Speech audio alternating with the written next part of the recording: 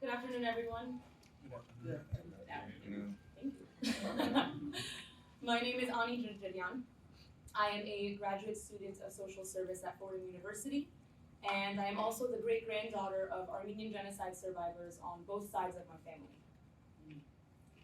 Today I bring to your attention the most recent war crimes committed by Azerbaijan against Armenians, which pose not only horrific legal issues, but must be understood within the greater context of Azerbaijan's genocidal state policies and the targeted desensitization of Turkish and Azerbaijani youth to the death of Armenians. First, I want to take a step back and tell you a little bit about the social world that's been created for the youth of Turkey and Azerbaijan by the lack of condemnation of their aggression. A few months prior to these attacks, developer Crescent Games from Turkey released a first-person shooting video game called Maroon Berets 2030. You play as a member of the Turkish Special Forces, allied with Azerbaijan.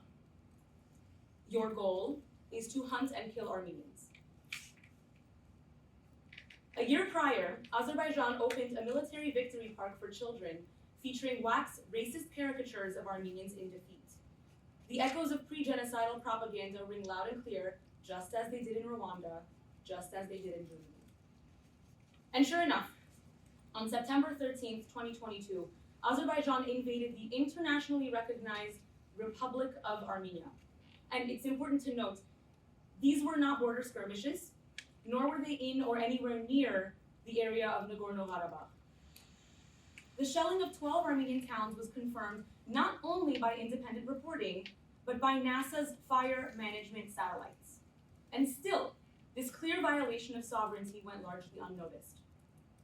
As a result of this unprecedented and unprovoked invasion, Armenia's human rights defenders stated that more than 7,600 people have been displaced from their homes, the majority of which are women and children. There is a death toll of over 200, and the Minister of Education stated that nearly 30,000 school children have been deprived of their right to an education.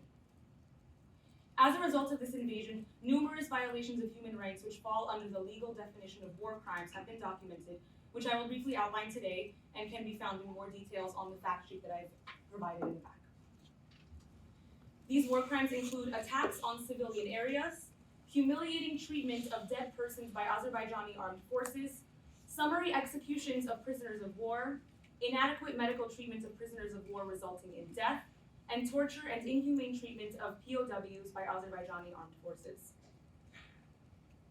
According to the Security Council of the Republic of Armenia, 2 schools, 1 medical facility, 7 electric infrastructures, 5 water infrastructures, 3 gas pipelines, and 1 bridge were targeted and destroyed, none of which were justifiably in any proximity to any military target. 192 residential houses were damaged in the Armenian provinces of Syunik, Gegharkunik, and Vyider, with 92 of them completely destroyed. The Kechut Reservoir in the tourist resort town of Jermuk was intentionally struck by Azerbaijani military, with a catastrophic toll on human lives and the environment. This is where it gets a bit graphic. There are several photos and videos being celebrated on Azerbaijani internet forums depicting Azerbaijani soldiers degrading, humiliating, and executing Armenian POWs, executing an innocent elderly civilian man, and inhumane acts of gender-based violence. Azerbaijan is holding an undisclosed number of Armenian POWs, forcing Armenian families to watch traumatizing circulating footage in hopes of identifying missing relatives. Azerbaijani soldiers filmed the mutilated body of a naked female Armenian soldier whose exposed breasts and stomach are labeled with the word Yashma. Yashma is a code name for the Azerbaijani special forces who continuously degrade Armenian bodies, film them, and spread the footage across social media, such as Azerbaijani Telegram channels for public entertainment. In the disturbing footage, her eye was gouged and replaced with a stone, and her severed finger has been placed in her mouth. Azeri soldiers are seen kicking the mutilated body and laughing. Additional footage obtained by the human rights defender of Armenia depicts the degradation of an executed unidentified Armenian soldier, wherein an Azeri soldier is placing an object into the behind of a female corpse.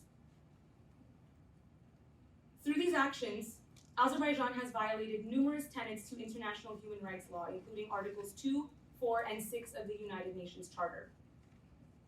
I urge you to publicly condemn the openly anti-Armenian regimes in both Azerbaijan and Turkey, which has militarily supported and encouraged this unprovoked aggression and war.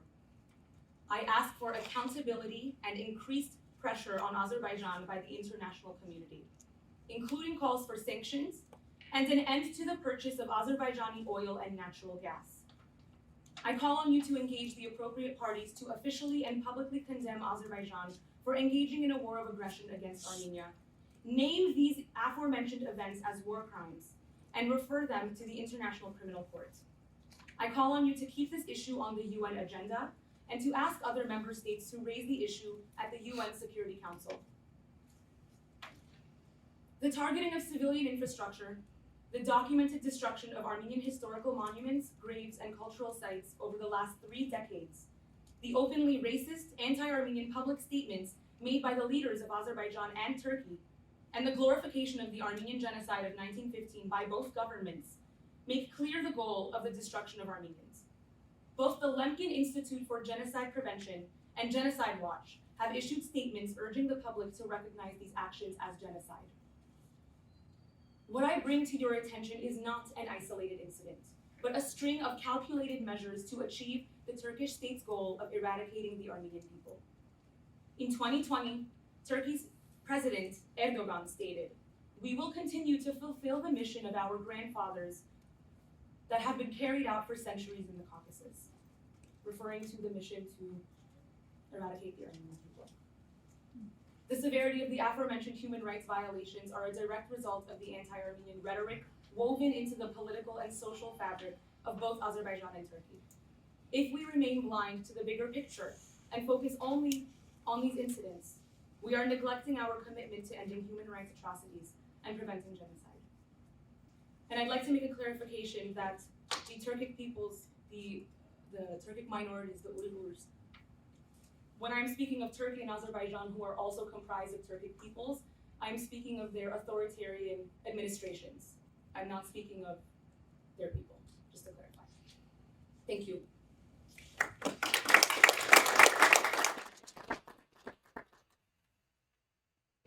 So I was telling Annie, I'm so impressed with what she's put together, really explaining the situation.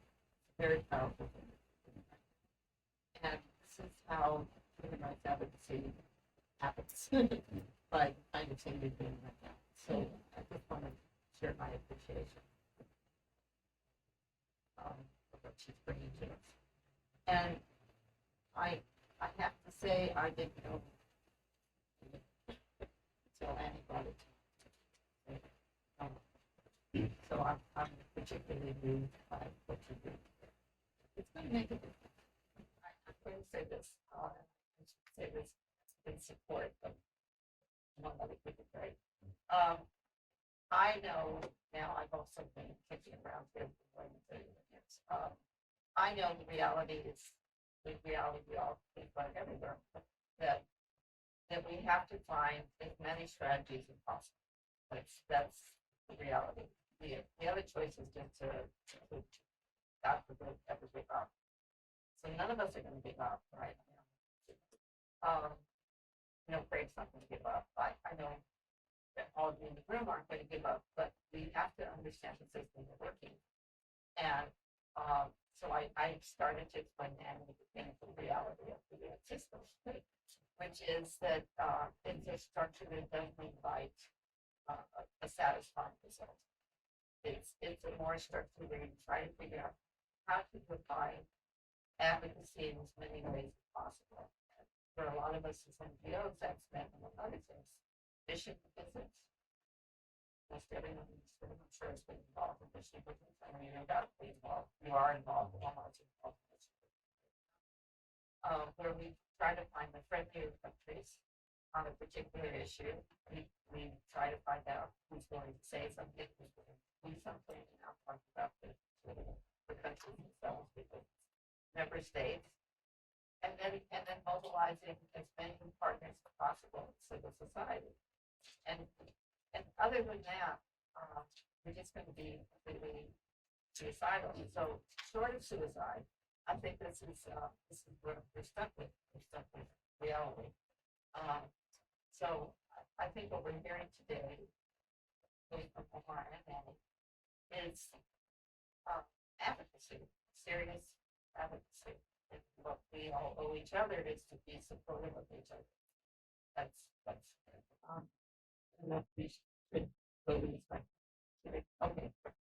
Yeah, thanks, Anna. I think that's extremely compelling. And I think, Bobby, what you said too is really very important. The international human rights mechanisms have no enforcement powers. It's an intergovernmental process, member states at the table, and you get out of them what you can convince them to do. There is more than just, meeting center. I mean, there is some things that can be done, monitoring, public reporting, human rights diplomacy, and trying to, and these things have all had successes. Prisoners have been released, situations have been changed, laws have been removed, and all kinds of things can happen there. Capacities have been built. But Bobby's last word is the first word, it's solidarity. And these mechanisms are valuable because they are mechanisms of solidarity with those on the ground who are fighting for improvement, for changes. And I mean, that's how I got involved. Then I was an activist, and I discovered that there was somebody out there that was actually, authoritatively pronouncing on and acting in solidarity with causes that I talked about. In the specific situation that Anvi just described, there is enhanced monitoring now by the EU and by the OSCE, with whom we are in contact, and I think that's really important. It's one means of bringing together the capacities to exist to try to advance the human rights situation. We have been following this very closely and raising the situation bilaterally as well because of the kinds of human rights concerns that you just described. That is equally true in the UN human rights mechanism, like the independent special rapporteurs who have been engaging on this specific issue as well, especially since the 12th of September.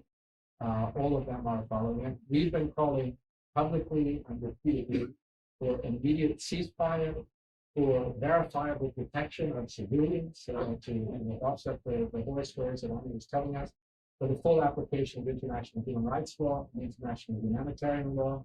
And I think importantly, and we're very specific with the adjectives that we use, we've been insisting on an independent, impartial, prompt, thorough, and transparent investigation. The investigation's plural, by the way, because we don't think it's enough just to investigate this series of events, but it has to go into the past as well for all of these kinds of events that have been happening through the years as a part of this conflict. For purpose, and not just investigations for a report, but specifically for purposes of accountability. There is a debate within the UN system when you do these investigations, should it just be like, fact finding and then you go home and everybody knows what happened, or you construct these things in such a way that they can contribute at some point to the actual accountability for perpetrators, and then through that some justice for victims as well. And that's what we've been pulling for. I have to say at the same time, we've had other human rights concerns on both sides, whether Armenia and Azerbaijan, that relate to things like discrimination against particular communities in those countries, that relate to very problematic justice systems that need to be strengthened so that there's actually the fair and independent administration of justice, persecution of journalists and human rights defenders. So this is all part of a broader human rights call, which we've been engaged over a very long period of time. Anything that we can do is only in solidarity with the victims, with the vulnerable, and then the human rights defenders, the bodies who are raising these issues. That's not everything, but it's not nothing. If I may just comment on one particular thing that you said, and thank you for your response. I do think that it's particularly dangerous to, when speaking about the subject of a vulnerable population with evidence backing it, that is being persecuted and that is publicly being stated as a genocide. When we're talking about something like that, I think it's very dangerous to bring in the topic that there are violations being investigated on both sides of the border, because that goes back to what the media has been doing, unfortunately, because I know that profits and geopolitical things are part of the reason why this is not getting the attention, the proper, honest, and trustworthy attention that it deserves, is because the media, and unfortunately the UN, is also painting it as a both sides issue, which is the equivalent of someone pointing at Ukraine and saying it's your fault. It's the equivalent of someone watching someone take candy from a baby and then blaming the baby. Azerbaijan and Turkey have significant financial, military, and ally advantages that Armenia does not have. Armenia is landlocked between two very powerful countries. And so it's a very nuanced situation that I know that you're aware of, but to bring in, there are investigations on both sides, diminishes the urgency of the genocide that's occurring at this point. I mean, that's not what I said in preface. I am not one of those who believes in both sides ever. But what I'm trying to say is that our office and UN's program been involved in Armenia and Azerbaijan for going back a decade. I did my missions for Armenia as already in the 1990s, where many of these issues were already percolating. I said in addition, as we were dealing with these issues, I was pointing out that our engagement with broader than just human rights. It didn't say that there's an equivalency in terms of the abuses happening. Just keep it